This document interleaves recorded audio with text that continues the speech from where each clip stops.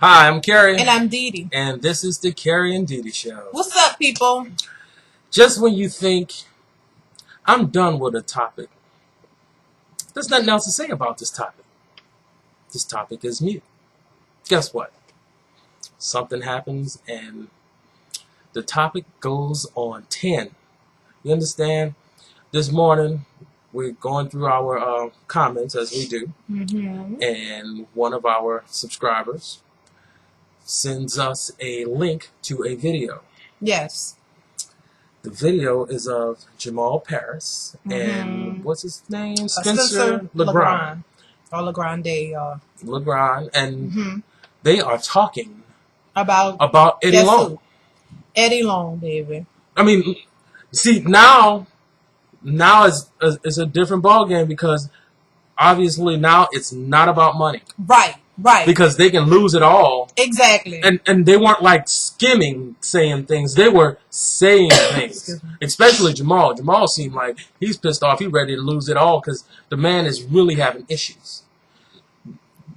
Abuse brings on the issues that we're going to leave the link in the description box so that you can go and see the interview for yourself and form your own opinion, not just what we're saying. Not just what we're saying. Because I have a lot to say about this. Personally, I have a lot, but I think I've already let go of all that I could say. Not me.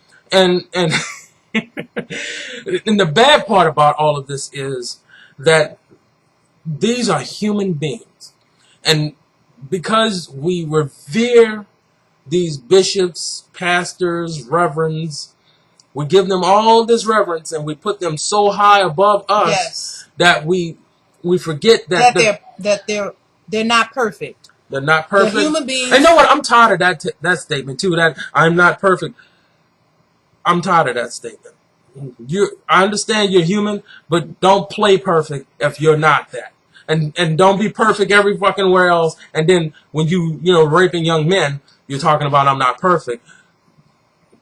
Those boys, when they tell their story about how they ended up entangled in this, it seems like the smoothest entanglement that you can put on a person. You take disadvantaged young men, and in any case, it could be a young man or a woman, a young lady. You take disadvantaged people, and you give them things. You fill their head up with things, and then you go in for the kill. You pounce on them.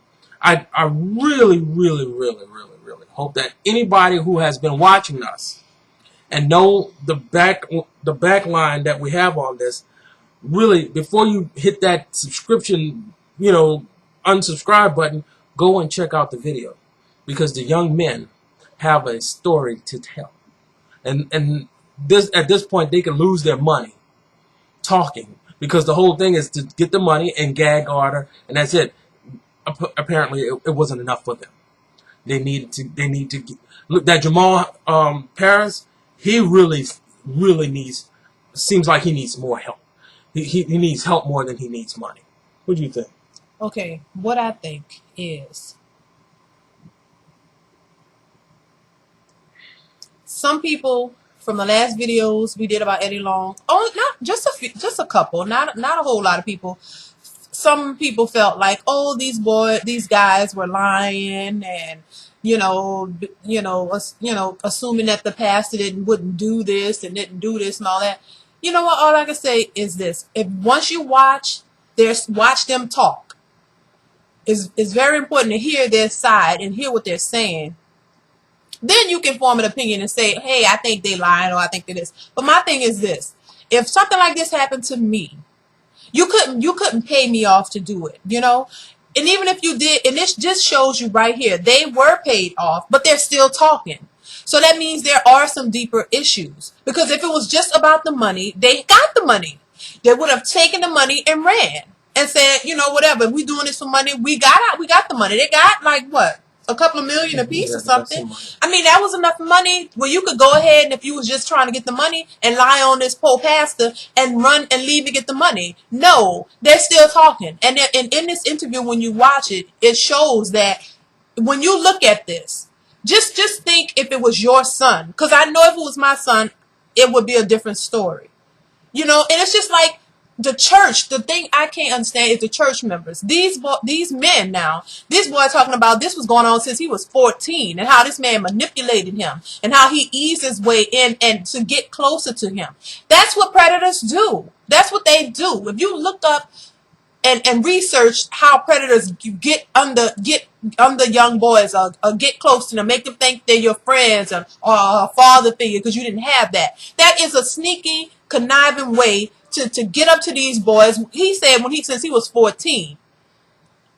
A grown ass man is getting under a 14-year-old and giving him money and telling him things and manipulating him. He's like, then all of a sudden you isolate him. That's what predators and fucking abusers do. And I don't care if he's a pastor. If this wasn't a pastor, everybody else would be like, oh, these damn predators, these people are wrong. They need to be under the jail. This man did this to these boys.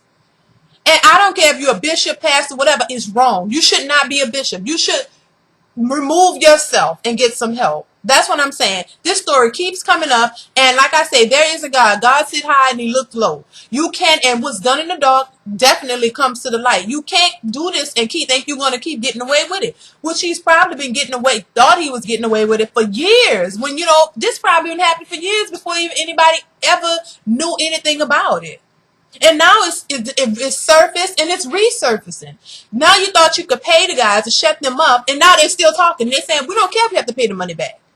So why would you put yourself in that situation if all this is just a lie and you just doing it for money? If I'm doing it for money, I would have took the money. You wouldn't have heard a word from me. Oh, I got this money. Ooh, I threatened that bitch and he gonna pay me and I'm gone. No, they're still talking. They're saying they want their stories out. And if you look at them, especially the Jamal parents, you can see that there's some hurt in there. He's telling you, hey, yeah, I got in trouble. Why? What am I supposed to do? So I just feel like this is ridiculous. And there are more pastors and more people proclaiming to love God, and you want to teach people about God and bring people to Jesus. Bullshit. You're not bringing nobody to Jesus. You're all about what you want to do. You're doing what you want to do under the gods of church and God, and you're using God to reel people in to do these things to people, to hide your faults, and then just act like you so holy. And you should not be even preaching to people. You should not even be a preacher. You should not even be a bishop. And I'm so into this, I'm a little passionate about it, is because I've been to churches, big churches, and been a part of that, where the people are so entrenched. These people are poor. And they look up to these folks, and these people can do no wrong. The pastor say the storm is gonna come, and God ain't gonna let the storm tear us up. How do you know that? They can say anything they want to say, and these people believe it. And it's like, it's crazy. You have to open your eyes. I just don't understand. Like I said before, and they're gonna mention it. They're gonna kind of go toward how they don't trust people now, because your own people, who you were a part of this church with, church home, and these supposed to be people that care about you. You praising this man because somebody, when that lady brought the money up, you praising this man like for what? It's like that's a slap in the face to us. Mm-hmm. Y'all don't realize that we're human beings, and he did something to us. So why are y'all praising him? It's backwards. Shouldn't y'all investigate, and shouldn't y'all ask the pastor what went on, pastor? Did this happen? No, you don't question him because you're too stupid and you're too up in his ass to realize what he's doing. And if this is what the way, Christianity and churches are headed, I wouldn't want to be a part of that. And I want you, when you watch the video, it's crazy. I want you to read his body language. You don't seem that antsy and ready to say something. Right. I mean, at one point I'm looking at his feet. He got them all. And he's ready to say. And they're talking about secrets. Oh my God! He has a lot to say. It's just ridiculous. And it's so sad that. And that's not the end of it. You have these two guys and coming out talking, Kemp, and then the Santino Kemp.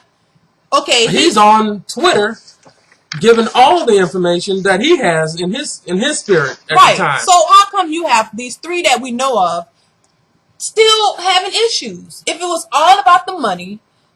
They got the money. The Santino Kemp says that you treated me like a whore. A hooker. He felt like a hooker. And these are his quotes. You want me to read them all? This is what Santino Kemp quoted on Twitter. He said, I don't give a fuck anymore. You fucked up my life, and it's hard to find joy, and I can't even get a fucking sorry. Take your shit back. So he's saying he can't even get a sorry. He's looking for an apology. Then he said, take your shit back. What shit? Some shit that you was giving him to shut him up? So that's, to me, that's saying you tired of, you don't care about this shit anymore. And then he also said, I am 22 years old and I should be living life, and I am in the Bahamas. Why? And I am in the Bahamas. Why am I crying myself to sleep and I feel dirty? He also said, I am sick of living a lie and hiding my pain in a fake ass smile, and you're walking around like it's okay. Then he says, at Bishop Eddie Long, why? That's all I want to know. Why? And then he goes on to say, and you can't even look me in my fucking eyes. What is it to gain this whole world and lose your only soul? He says, some nights are hard to sleep, and he can't stop thinking about the past pain. I was literally your hooker. And then he goes on to say, this Bahamas rum got me effed up. So he drinking and venting and ranting. Then he say, I got fucked by the devil himself. That's some deep shit. Okay, so it's like I just, before I would turn my head and say, oh, that's wrong and it's a lie, I would really look at that. Oh, yeah. These are the reasons why family members screwing their daughters and cousins and female sons and whatever and get away with it because, nobody believes I don't believe them. that. It's just I don't believe that. He's a good father. He takes them to the park and buys this and buys. There's no way.